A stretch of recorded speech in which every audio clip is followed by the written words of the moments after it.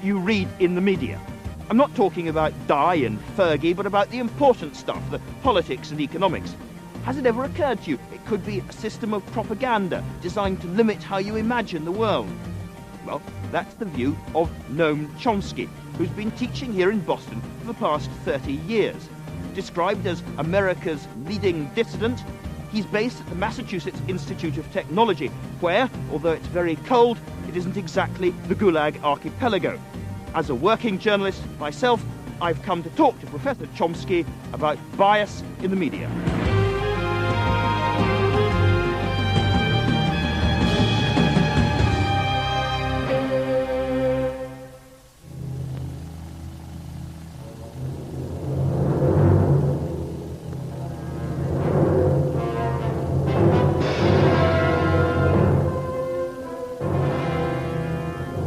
Orwell's nightmare, a place where propaganda rules, where thought is controlled. Comrades, attention! Here is a special bulletin from the Ministry of Peace. It's now a familiar, if chilling, Cold War fable. Most of us would say it's old hat. But is it? The thought police are joining you. The chief job of a newspaper is to inform. To tell people for decades, the freedoms of thought and expression have been central to Western democracy. The media sees itself as free, fearless, stroppy, and for many in power, the press are too strong. So the idea that Orwell's warning is still relevant may seem bizarre. But not to Noam Chomsky, who thinks the image of a truth-seeking media is a sham. Chomsky has devoted his life to questioning Western state power.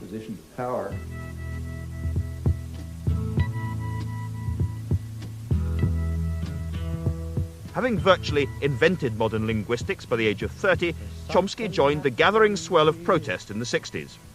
I'm Noam Chomsky. I'm on the faculty at MIT, and I've been getting more and more heavily involved in anti-war activities for the last few years.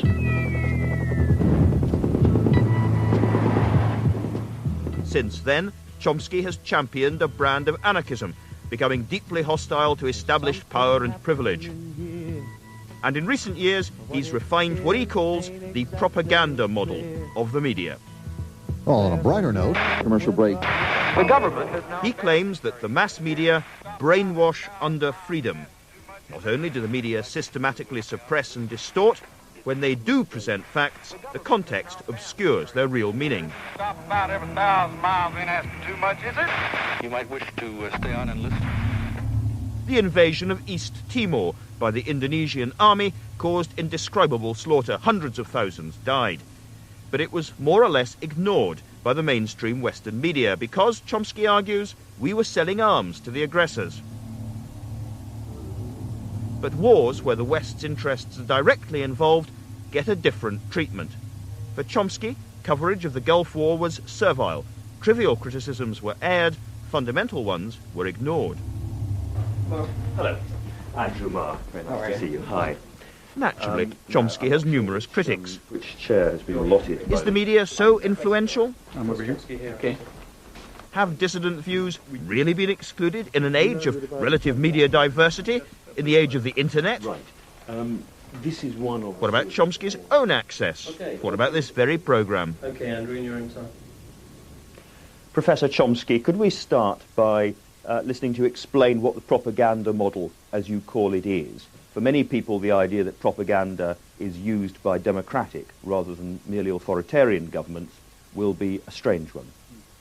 Well, the term propaganda fell into disfavor at around the Second World War, but in the 1920s and the 1930s, it was commonly used and, in fact, advocated not by leading intellectuals, by the founders of modern political science, by Wilsonian progressives, and, of course, by the public relations industry, as a necessary technique to overcome the danger of democracy.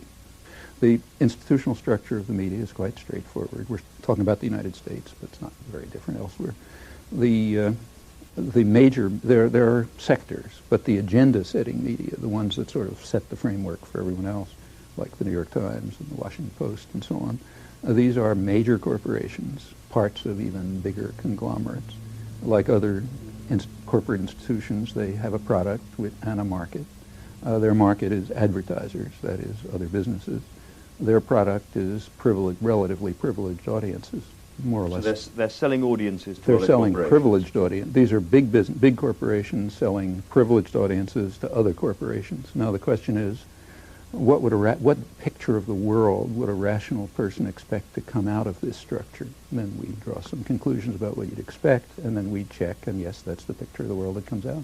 And is this anything more than the idea that basically the press is relatively right-wing, with some exceptions, because it's owned by big business, which is a truism, is well known? Well, I would call the press relatively liberal. Here I agree with the right-wing critics. So especially the New York Times and the Washington Post, which are called, without a trace of irony, the New York Times is called the establishment left in, say, major foreign policy journals. And that's correct, but what's not recognized is that the role of the liberal intellectual establishment is to set very sharp bounds on how far you can go. This far and no further. Give me some examples of that. Well, let's take, say, the Vietnam War. Probably the leading critic, and in fact one of the leading dissident intellectuals in the mainstream, is Anthony Lewis of the New York Times, who did finally come around to opposing the Vietnam War about 1969, about a year and a half after corporate America had more or less ordered Washington to call it off. And his picture from then on is that the war, as he put it, began with blundering efforts to do good, but it ended up by 1969 being a disaster and costing us too much. So what would that's the criticism. What would the non-propaganda model have told Americans about the Vietnam War at the same time? Same thing that the mainstream press was telling them about Afghanistan. The United States invaded first of all, in the 1950s, it set up a standard Latin American-style terror state, which had massacred tens of thousands of people, but was unable to control a local uprising, and everyone knows, at least every specialist knows that's what it was. And when Kennedy came in 1961, they had to make a decision because the government was collapsing under local attack, so the U.S. just invaded the country. In 1961, the U.S. Air Force started bombing South Vietnamese civilians, authorized napalm, crop destruction. Then in 1965, February 1965, the next major escalation took place against South Vietnam, not against North Vietnam. That was a sideshow. That's what an honest press would be saying, but you can't find a trace of it. Now, if the press is a censoring organization, tell me how that works. You're not suggesting that proprietors phone one another up, or that many journalists get their copy spiked, as we say? It's actually, Orwell, you may recall, has an essay called Literary Censorship in England, which was supposed to be the introduction to Animal Farm, except that it never appeared, in which he points out, look, I'm writing about a totalitarian society, but in free democratic England, it's not all that different. And then he says unpopular ideas can be silenced without any force. And then he gives a two-sentence response, which is not very profound, but captures it. He says two reasons. First, the press is owned by wealthy men who have every interest in not having certain things appear. But second, the whole educational system, from the beginning on through, just gets you to understand that there are certain things you just don't say. Well, spelling these things out, that's perfectly correct. I mean, it's the first sentence is what we expand on. This is what I don't get, because it suggests that, I mean, I'm a journalist, people like me are self-censoring. No, not self-censoring. There's a filtering system that starts in kindergarten, it goes all the way through, and it doesn't work 100%, but it's pretty effective. It selects for obedience and subordination, and especially I think that so stroppy people won't make it to positions of influence. Behavior problems, or if you read applications to a graduate school, you see that people will tell you he's not doesn't get along too well with his colleagues. You know how to interpret those things. I'm just interested in this because I was brought up, like a lot of people, probably post the Watergate film and so on, to believe that journalism was a crusading craft and that there were a lot of disputatious, stroppy, difficult people in journalism. And I have to say, I think I know some of them. Well, I know some of the best known investigative reporters in the United States. I won't mention names because whose attitude toward the media is much more cynical than mine. In fact, they regard the media as a sham, And they know, and they consciously talk about how they try to play it like a violin. If they see a little opening, they'll try to squeeze something in that ordinarily wouldn't make it through.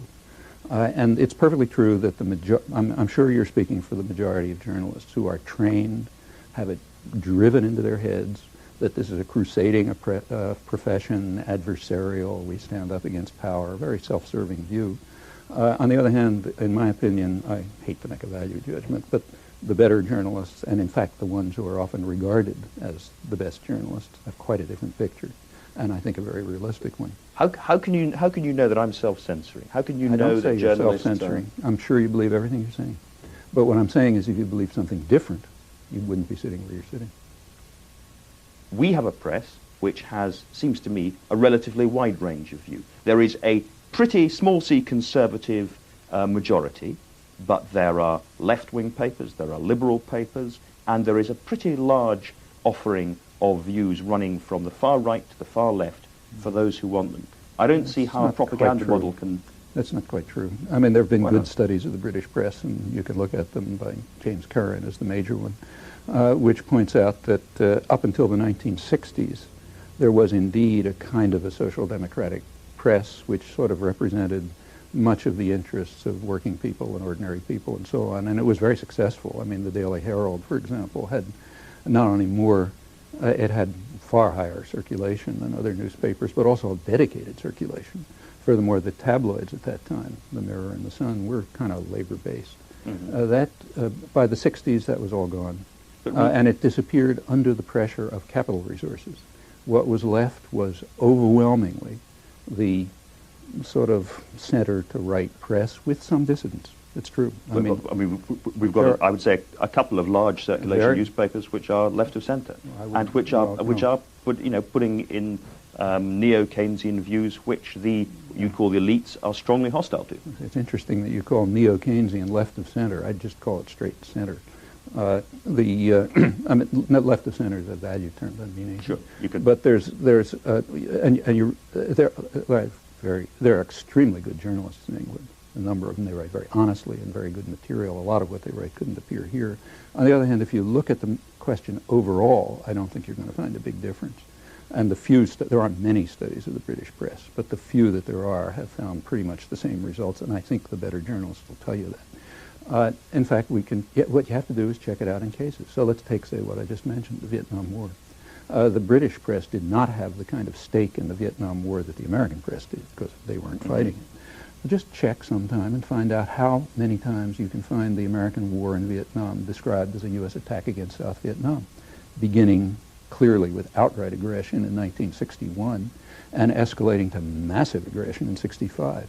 If you can find 0.001% of the coverage saying that, you'll surprise me. Well, and in a free press, 100% of it would have been saying that. Now, that's just a matter of fact. It has nothing to do with left and right.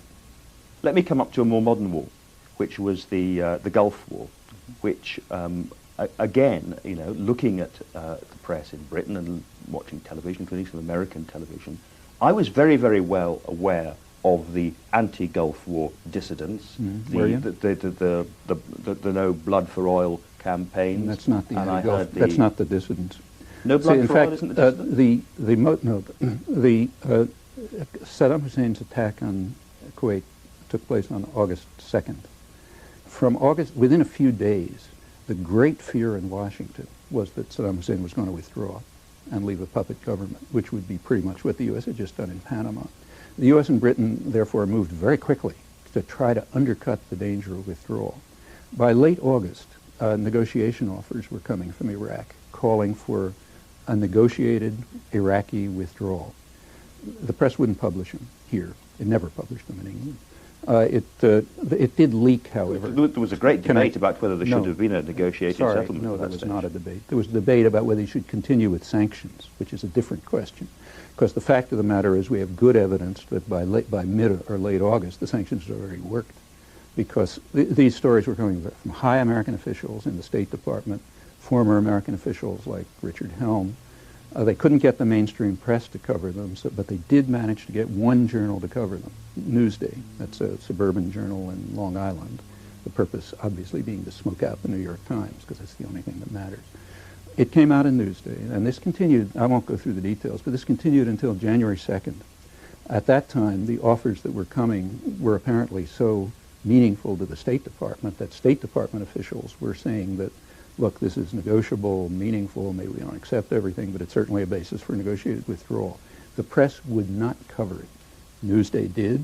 A few other people did. I have a couple of op-eds on it. And to my knowledge, you can check this, the first reference to any of this in England is actually in an article I wrote in The Guardian, which was in early January. You can check and see if there's an earlier reference. Okay, let's look at one of the other key examples, which you've looked at too, which would appear to go against your idea, which is the Watergate. Watergate is a perfect example. Where We've discussed it at length in our book, in fact, and Indeed. elsewhere. Indeed. It's a perfect example of the way the press was subordinated to power. But this, this brought down the president. Let me give you just a minute. Let's take a look. What happened there, here it's kind of interesting because you can't do experiments in history, but here history was kind enough to set one up for us. The Watergate exposures happened to take place at exactly the same time as another set of exposures, namely the exposures of COINTELPRO. Oh, sorry, you have to explain that. It's interesting that I have to explain it because it's vastly more significant than Watergate. That already makes my point. COINTELPRO was a program of subversion carried out not by a couple of petty crooks, but by the National Political Police, the FBI, under 4 administrations. It began in the late Eisenhower administration, ran up till... This is aimed at the Socialist Workers' Party of America. The Socialist Workers' Party was one tiny fragment of it. It began, by the time it got through, I won't run through the whole story, it was aimed at the entire New Left, at the women's movement, at the whole black movement. It was extremely broad. Its actions went as far as political assassination. Now, what's the difference between the two? Very clear. In Watergate, Richard Nixon went after half of U.S. private power, namely the Democratic Party, and power can defend itself.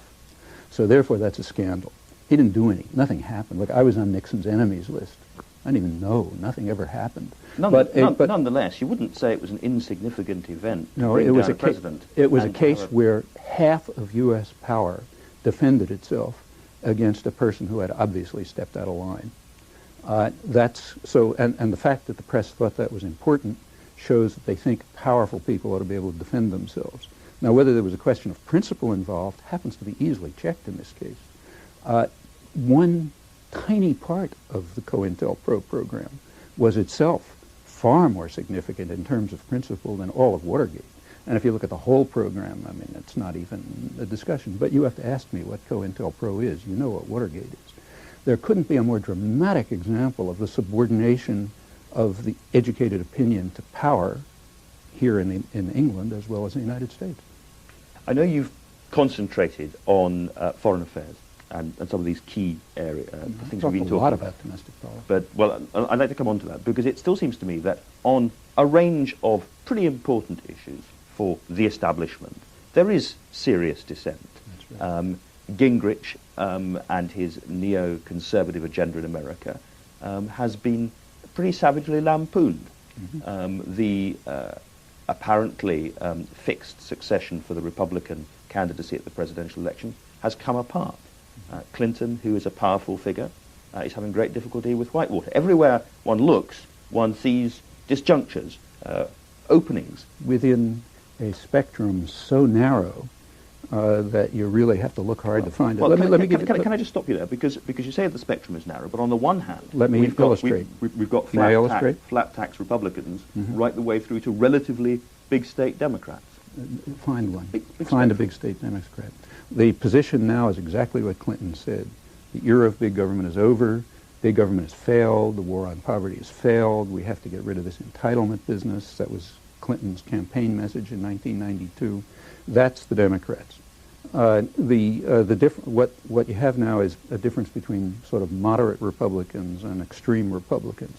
Actually, it's well known that there's been a long-standing sort of split in the American business community. It's not precise, but it's sort of general, between high-tech, capital-intensive, internationally oriented business, which tends to be what's called liberal, and lower-tech, more nationally oriented, more labor-intensive industry, which is what's called conservative.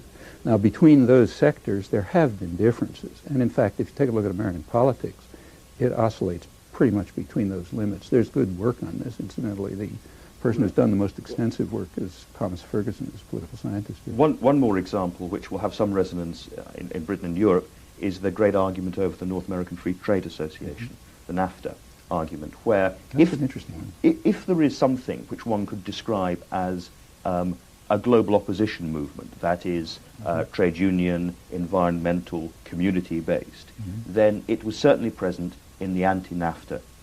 Shall I tell you what happened? Well, Shall I tell you what happened? All I was going to say is that those arguments were well, we were well aware of those arguments. That is flatly false. They were not permitted into the press, and I've documented this. I'll give you references if you like. We read all about it in Britain, is all I would say. No, you did not.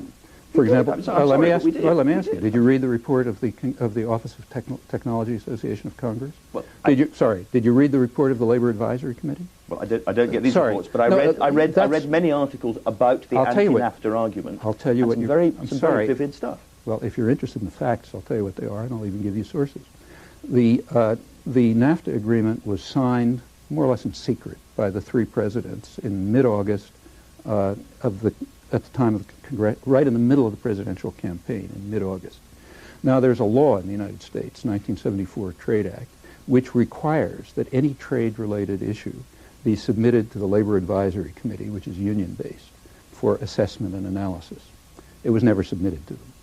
A day before they were supposed to give their final report in mid-September, it was finally submitted to them. They were the unions are pretty right-wing, but they were infuriated. They had never been shown this. They had even at the time that they had to write the report, they were given 24 hours to write the report. They didn't have time to look at the text. Nevertheless, they wrote a very vigorous analysis of it with alternatives presented, saying, look, we're not against NAFTA, we're against this version of it. They gave a good analysis. Happened to be very similar to one that had been given by the Congressional Research Service, the Office of Technology Assessment. None of this ever entered the press. The only thing that entered the press was the kind of critique that they were willing to deal with. Mexico bashing, right-wing nationalists, and so on. That entered the press, but not the critical analysis of the labor movement. Well, now, somehow by process of osmosis or something, I picked up quite a lot of anti-NAFTA arguments on the basis of worker protection, environmental degradation. May I continue? This goes on in the press right until the end. By the end, there were big popular movements opposing it. It was extremely hard to suppress all of this, to suppress everything coming out of the labor movement, out of the popular movements and so on, but they did. At the very end, it had reached such a point that there was concern that they might not be able to ram this through. Now, take a look at the New York Times and the Washington Post, say the liberal media, and the national ones in the last couple of weeks. And I'll tell you, I've written about it and tell you what you find. What you find is 100% support for NAFTA, refusal to allow any of the popular arguments out, tremendous labor bashing. Can I come back to make sure that I understand the point about the liberal press as against the conservative press? Because in Britain, over the last 2 years, politicians I come across are deeply irritated, ranging on furious, about attacks on them in the press, day after day, on issues which have come to be known as sleaze.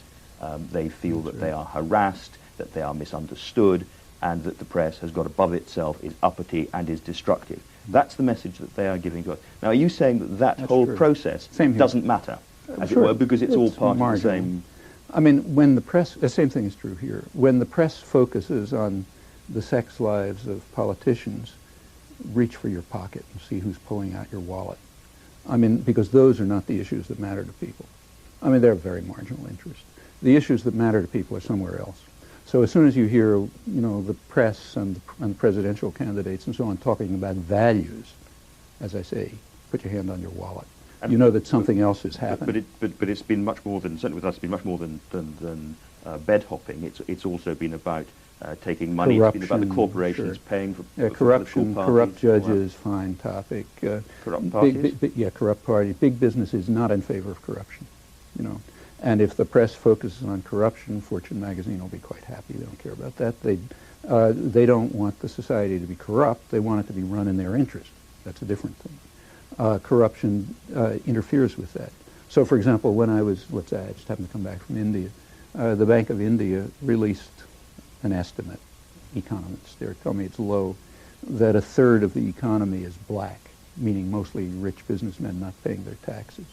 Well, that makes the press, because in fact, certainly transnationals don't like it. They want the system to be run without corruption, robbery, bribes, and so on, just pouring money into their pockets. So yes, that's a fine topic for the press.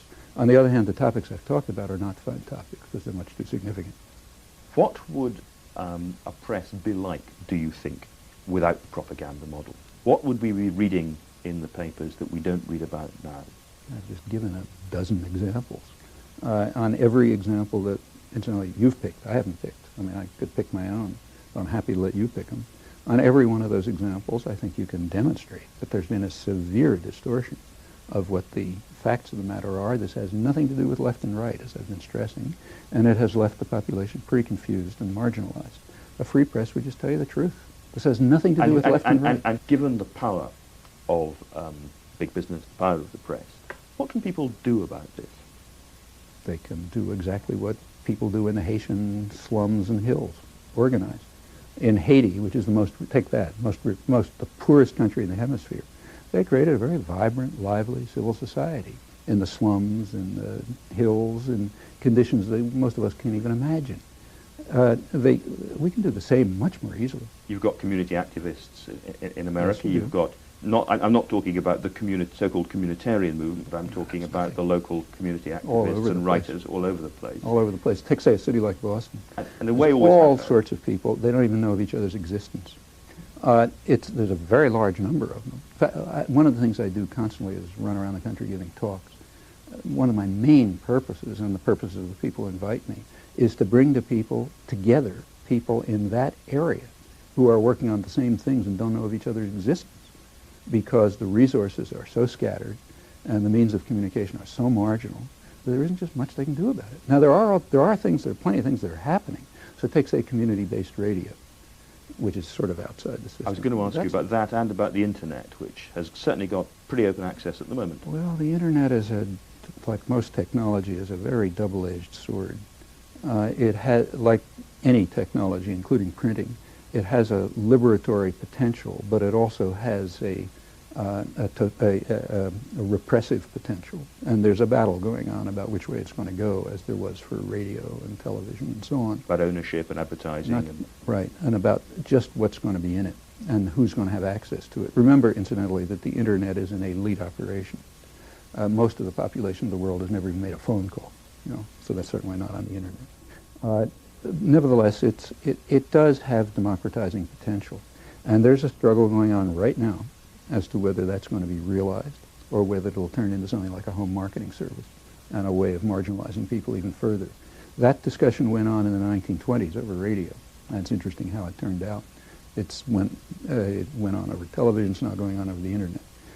And that's a matter of popular struggle. Look, we don't live the way we did 200 years ago or even 30 years ago. There's been a lot of progress. It hasn't been gifts from above.